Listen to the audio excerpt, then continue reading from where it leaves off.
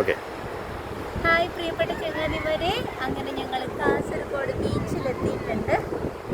ഇവിടെ കാണാൻ അത്ര വല്ലായിട്ടൊന്നും ഇല്ല. ഇപ്പോൾ ഒരു എത്ര 4:30 കാണുമല്ലേ ഏട്ടാ? 5 ഒരു റേഞ്ച് ആയിട്ടുണ്ട്. ടൈം ഞാൻ ഒരു ഗസ്സിങ്ങിൽ പറഞ്ഞതാണേ. അപ്പോൾ എന്നാലും വെയിലുണ്ട് കേട്ടോ. ഇന്ന് ഭയങ്കര ഹ്യൂമിഡിറ്റി ആയത് കാരണം വെള്ളം കുടിച്ചിട്ട് വഴിയായി.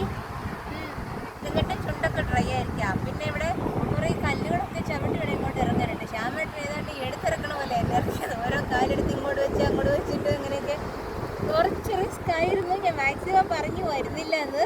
പക്ഷെ ശ്യാമേട്ടൻ കൊണ്ടുവന്നു. പിന്നെ എനിക്ക് ഓരോ വിഷുവും പിന്നെ കുറേ വേസ്റ്റ് കൂടെ കിടപ്പുണ്ട്, കുറേ കുപ്പികളൊക്കെ. അതിലൊക്കെ ഞാൻ ചവിട്ടി. പിന്നെ ബിയർ കുപ്പികളൊക്കെ കിടപ്പുണ്ടെന്നൊക്കെ ഏട്ടൻ പറഞ്ഞിട്ടുണ്ട്. പിന്നെ എന്താ ഞണ്ട് കുറേ കുഴികൾ കുഴിച്ച് വെച്ചിരിക്കുന്നത്, വെള്ളം വന്നിട്ട് ഇറങ്ങിപ്പോയ കുറേ മണ്ണ് കുഴികൾ ഇതൊക്കെ നടക്കുമ്പോൾ ഏട്ടൻ പറഞ്ഞതിനുണ്ടായി.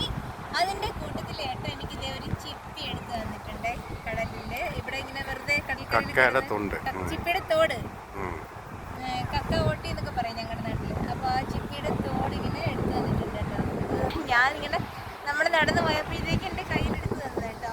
എല്ലാം പറഞ്ഞു തന്നിട്ടുണ്ട്. പറഞ്ഞു തന്നതിൻ്റെ വെളിച്ചത്തിൽ ഞാൻ നിങ്ങളോട് പറഞ്ഞു തന്നിട്ടുണ്ട്. ശ്യാമേട്ടൻ നമ്മുടെ ഇവിടെ എൻ്റെ കൂടെ പ്രത്യക്ഷപ്പെട്ടിട്ടുണ്ട്.